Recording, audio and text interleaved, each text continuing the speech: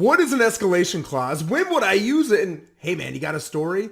I'm gonna tell you, and of course I do. You better get fired up. All right, so an escalation clause is a really cool tool that a buyer can use in a purchase agreement to get a home that they really want. So I think the best way to describe what an escalation clause is to just give you an example.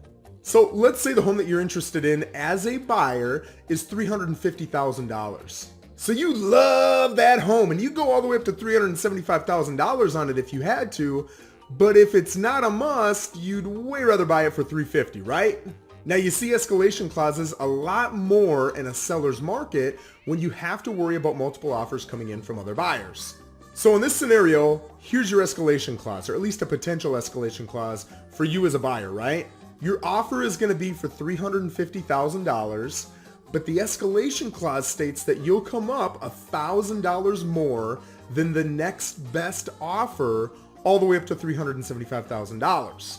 So here's what that does for you. If another offer comes in at $360,000, it raises your offer automatically to $361,000, and you still get the house, right?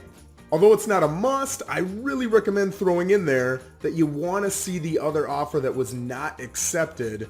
Otherwise, they could say any number, right? So again, to answer the question, when would I use it? It's when you know you want that house, you do not want to lose it, and you're concerned about multiple offers. Story time! I love story time, baby! So this one's fun because it was my house, right? It was a home that I had in Washington, and between my realtor and I, we thought it was worth $270,000 to $275,000, and we agreed to list it at $264,900. I was being aggressive. I wanted that sucker sold. So I did all the things that I suggest all my listing clients do, right? You want to get professional photography. You want to clean that sucker up nice. In fact, make it so nice that it's professionally staged.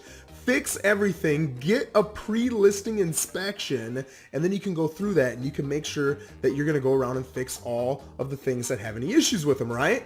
So I had 31 showings in 3 days, and we got, I want to say it was 5 offers, right? It was a lot of offers, but the one offer, the one that won, had an escalation clause. It was a doctor, and she couldn't physically be in the area. She had to work around the clock, so she was concerned that she wouldn't be able to negotiate like a lot of the other people could. So she came in and said, listen, I'm going to give you $275,000, right? $10,000 more than you're asking, but I will agree to up my offer $1,250 more than the next person, up to $300,000. So my realtor, man, he is the man. He went to town working on getting all those other offers as high as he could until eventually we got one all the way up to $299,000. Now, while she did agree to bump her offer up $1,250 more than the next, it only bumped it up $1,000 because she also had the $300,000 limit. Boom, she got the house at $300,000. We were overjoyed. All right, so there it is. That is the escalation clause, man. It's a fun little tool for you to throw in your tool belt and use on the next offer you're putting together if you love that house. If you love the information that I put in this video, you can check out more of my stuff over on my Facebook business page, or go and check out Instagram. I put loads of stats about the Treasure Coast on there as well. Thanks for listening. If you liked the video, get down there and hit that like button. If you loved it, I would really appreciate a subscribe. And you guys, stay fired up.